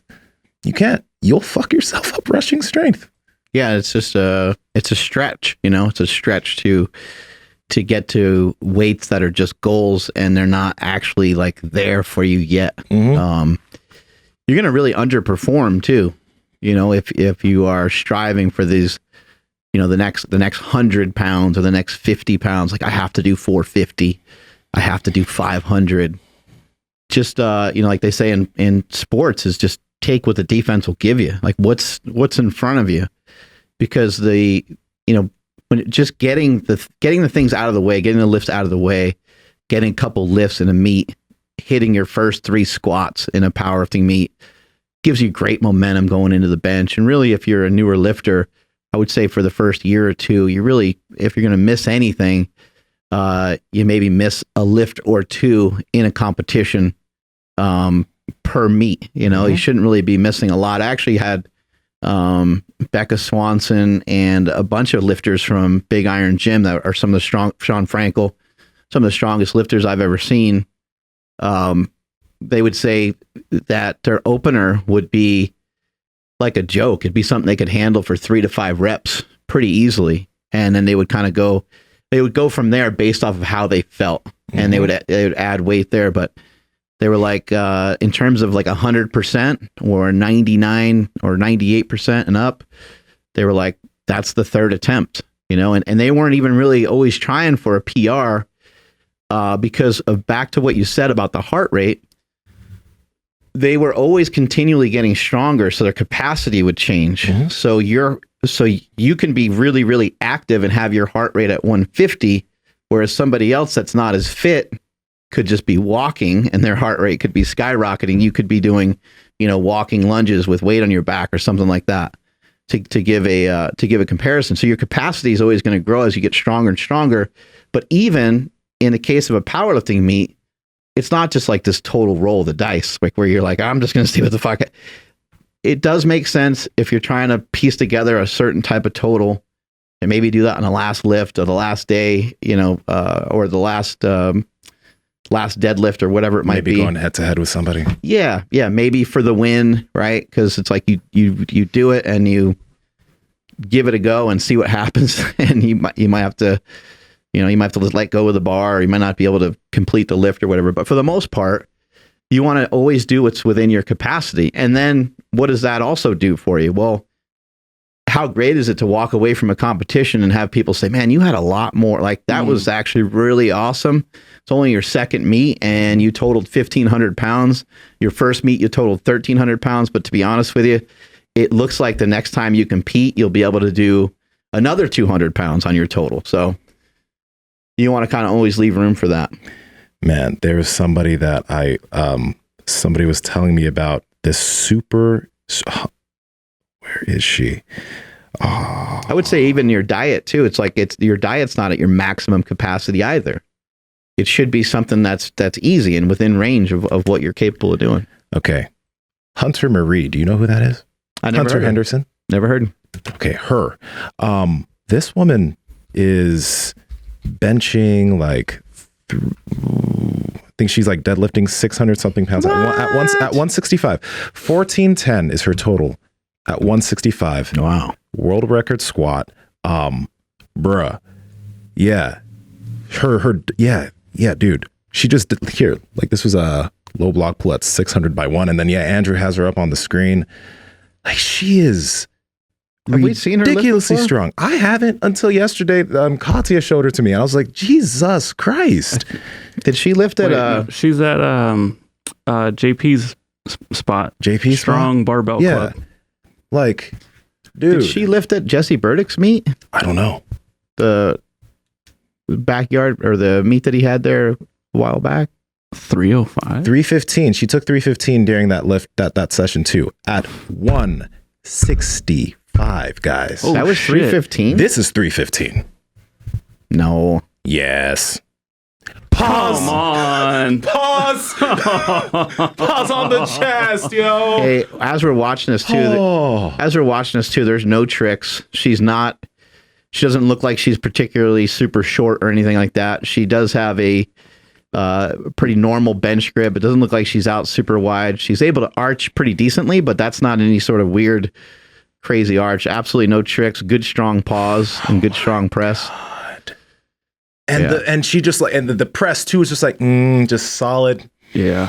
But see damn, look at her back. Jesus. She looks great. Weighted? Oh my God. Oh yeah, weighted pulls. Yeah. It's crazy. Of course, her body weight's gonna be chump change when she's able to deadlift 600 pounds, right? Look at that! Wow.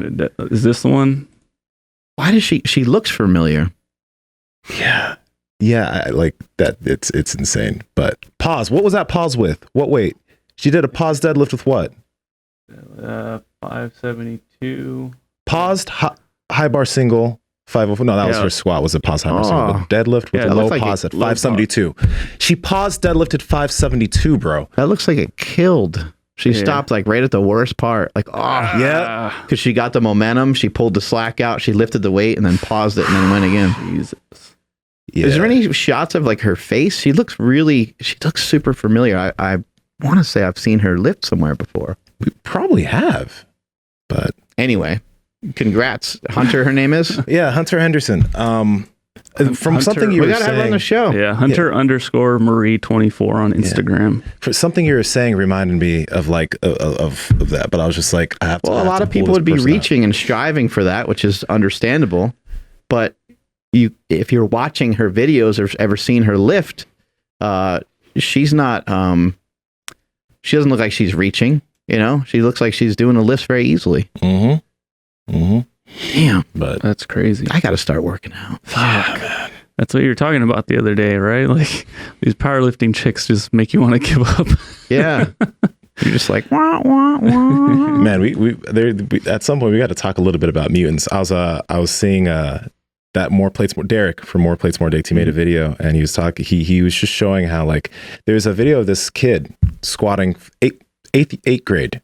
Squatted 500 pounds to depth. Yeah. You saw it? Uh-huh. Yeah, 8th grader, 500 pounds, beautiful to depth. And then there's another video of this like 14-year-old who benched 405. Clean. 405. Awesome.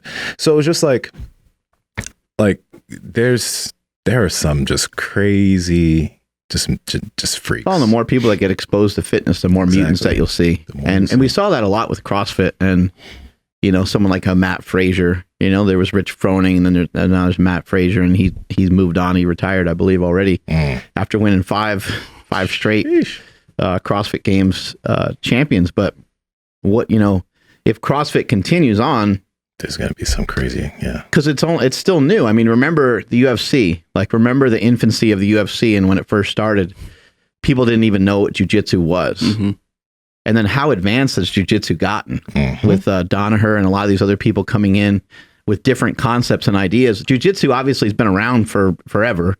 But the more people that it got exposed to and the more people that saw what it could do for them, the larger the pool of athletes that jumped into it. And now there's tons of mutants in that sport. And same thing happened with powerlifting. Like there's just some, and it's just going to, hopefully it continues to grow so that we can continue to see what's possible. Oh, yeah. Keep seeing just mutant after mutant. Yeah, no, that's the thing. Like we're seeing it currently. I think that's, that's the crazy thing about all of this, because people like this have always existed. It's not like we're seeing new mutants or something in the genetic pool is changing. It's just that people are now just taking videos of it all. Right. We're able to there's exposure to when you're young, and people are just figuring out, oh, I can lift and I'm in 6th grade. I have a talent for this. And then they're in 8th grade squatting 500 pounds. I remember there was a lifter that lifted with Brandon Lilly, and I'm having a trouble remembering his name, but this guy was benching in the 6s and pulling 800 and, squatting 9. Just a brutally strong guy. Yeah. And Brandon would say, he's like, that guy is really strong, but every once in a while his uncle will come and train with us. And he's like, he squats 600 for reps. He's like, he's benching, high 4s, sometimes even 500 pounds. He's moving those weights around for reps, and he doesn't lift.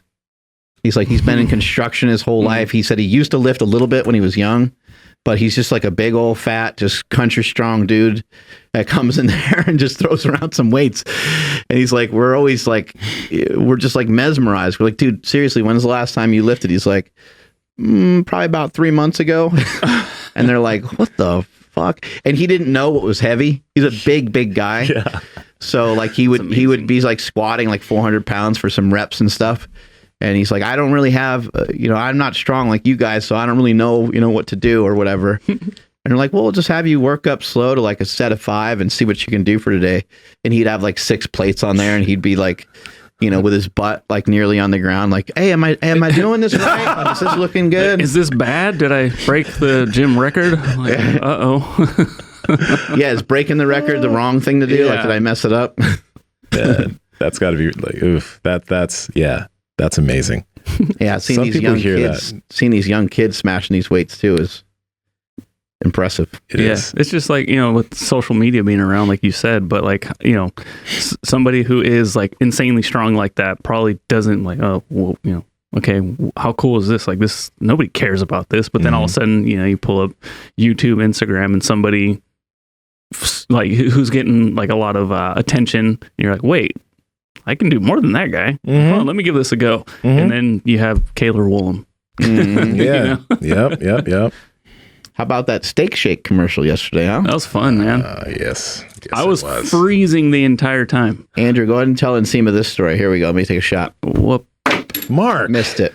So hit the same spot every time. So Friday, we're kind of having like a little pre-game meeting for Sunday's shoot, I mean. And Nsima's going to love this. Mark's drinking water.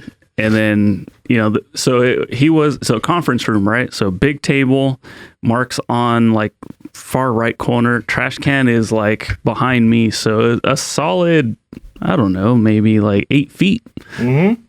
Just does one of these. Well, bam, throws it straight up. It like somehow hits the conference room door, goes right in. And he's just like, yep, every time. And in front of like 8 people. Yeah. And they're like, their eyes were all lit up. They're like, damn. Andrew was dying because Andrew's like, he misses every day. I'm like, that's 1 out of 100. You guys don't understand. I watch this man do this every day. He's never made it once. Yeah. But Mark's like, nope, nailed it. Making it rain. Usual. Oh man. Well, I guess when the pressure's actually on, you're able to perform. That's what I said. I need more of a challenge. But even Mark was like, all right. But no, the shoot was great, man. Fuck, I was freezing the whole time. Yeah, bro. I got pretty cold too, especially being in that freezer. In the meat locker, yeah. I can't wait to see it, man, because I just came and I just see you biting into a freaking big old thing raw of liver. right? Somebody walked off with all that liver and kidney and heart. Who was it? would do Probably that? a total savage of some sort. I don't know. They probably didn't even pay for it either. Okay, real talk though. First off, thank you to Country Butcher for the organ meats. Which Yeah, thank you so much for allowing us to wreck your place for however many hours we were there for. Yeah, Adam was great. Thank you. But I can't wait to like really cook this stuff because I usually just ate liver raw with some salt. That's what I've always done. But now with Ashley Von Houten's book, It Takes Guts, which is I have it in email. It's getting shipped. I'm about to cook up some heart and some liver and see what this woman talking about. Those pork ribs too. Oh, yeah. I can't wait to. Oh, did you make it? I didn't make them yet. I'm gonna make them. I think I'm gonna make them tonight. Okay. On the old Pit Boss. Yeah, how did it go with the tri-tip? It went great. Yeah. It went great. I probably cooked it a little bit long, just a pinch, but yeah, it was fucking awesome. Yeah, I think so. Like you again, like I was telling you, Tex, like there's no wrong way to do it, and just the longer you have it in there, the more soft and tender and just ooey gooey goodness it'll be. But yeah, if you just 225 and just leave it in there for an hour. Yeah, pretty much. Sometimes it doesn't even take that long, but yeah, that's what I would recommend. I'm so excited to use my Pit Boss. Yeah, I'm so excited to use it. Who sent this to us? Pit Boss. Yeah. Anybody? Any name in particular? Yeah, our boy Barrett Brown, I believe is his last name. Thanks, Double B. Yeah, we appreciate it, man. We love the product. Yeah, he watched Bigger, Stronger, Faster, so he's been a fan, of ST and everything. And then Starmageddon came out, and then one day I started blabbing about Pit Boss on the podcast, and like, whoa, wait a second, you have a Pit Boss, and so we just been friends since then. And it's like, it's awesome, dude. That smoker is second to none. I know. What makes it different than some of the other smokers for people that are listening? So right out the gate, if you do have a chance to compare this smoker to like another brand that rhymes with Schlager, Strager, the metal itself is just thicker. And if you are in a cold climate, it's kind of sometimes can be a pain in the ass to keep the smoker hot. So you need like an actual like blanket over it sometimes. They make them. That's what it's for. So there's that. And then as far as I know, they were the first ones to have what they call a sear slide. So like I told you, Mark, so you slow cook the meat, and then right at the very end, you turn it up, and then you move the little panel over so the flame comes through. So you're able to get that like dope restaurant sear. Dude, it is amazing. It makes you a freaking like legit chef like right out the gate. So those are the two main things that I know of. And then now they're coming out with all kinds of cool technology like Bluetooth and just like some dope like. They're stepping up big time. It has a thermometer, which helps a lot. A thermometer that you put in the meat, and that helps a lot. And then it shows you the temperature of both, temperature of your grill or smoker, and it shows you the temperature of the meat at the same time. And you get your temperature to about 135 is what they usually recommend. Yeah, for the internal. So like me personally, I like my steaks and my meats medium. So I like 135. I always recommend 135 because if you're there, you won't accidentally go too high and you won't accidentally go too low. Like if I tell you, hey, 112 and then let it rest for 10 minutes, that'll get you to a like medium rare. But if you cook it at like 90 and you let it rest and then you start cutting into it, and it's like, oh, dude, this is this is still alive. You know? Vampire. Yeah. So that's why I always recommend 135 for just getting started. And then after that, once you can really dial it in with the meat probe and the thermometer, like you can start getting really creative. And then with the Pit Boss, everything comes out tasting really good. Yeah. I feel like a real man now that I'm going to be using a grill. Yeah, dude. It's, oh man. And if you want to, so like, here's something that I always like tell people like, hey, if you want to impress like your girl or your girl's parents, like if, like my dad now, but back before he was my dad, my father-in-law is like, oh shit, I got to cook him up some manly ass meat, so that way he can see that I'm, worthy of his daughter. And I remember I got a tri-tip from Costco already seasoned, and I threw it in the Pit Boss, and dude, it came out perfect. It was like super, like just perfectly like medium rare, but seared on the outside. So it was like crunchy, but like juicy and just like, oh, it's great, dude. I love that. Podcast always makes me hungry. And then after he ate that, he said, you can marry his daughter. That was it. That's all it takes, man. Green light. Yeah. Yeah. The commercial was great yesterday. Good job by the whole team. It was a good solid team effort. And, recording it and like, I don't really study lines or anything, and we didn't really have anything super particular for me to say. So, some of it took a while to get through, and then just weird stuff happens when you're recording. Like every once in a while, the boom mic might be in the way, or a motorcycle starts up in the background. That was fun. So some of it's me messing up, and some of it's like some other uncontrollable thing that happens. And I think some people in the room weren't used to seeing that, especially for me, because a lot of times, like if we do something, I can usually handle it in one take, but it's only because it's for YouTube, and it just doesn't really matter. You can just I could say, oh, I messed up there, and I can re-explain whatever I need to do, or even on the podcast here. Mm-hmm. And so like, as it was going, I was like, great, all these people probably think I'm like fucking up, but it's like, it's part of this process. Like I don't have to mess up necessarily, but it is part of like getting it right, is that it's going to take time. It's going to take a few moments. So after it gets to be like take 16, you're like, oh, my dad's in there, and my dad actually talked to me a little bit later, and he's like, I think you should tell everybody to go outside so you can concentrate. I was like, oh no, I was like, it has nothing to do with anything like that. I'm not particularly nervous or scared or anything. It's just going to take a while for me to get all this stuff the right way. Yeah. Like as opposed to, even the podcast, but like YouTube, like there's certain bullet points that you have to make. Right. And then there's certain things that you cannot say. And Correct. that's the hard part right there, is like, okay, we got to redo that one again, or you get everything right. And then like, and if you take this, you'll have the, X amount of gains. It's like, oh, fuck, no, you're not supposed to say that. Like, I got carried away. Yeah, or you forgot to say pancreas or something like that. Correct. Like that happened more than once.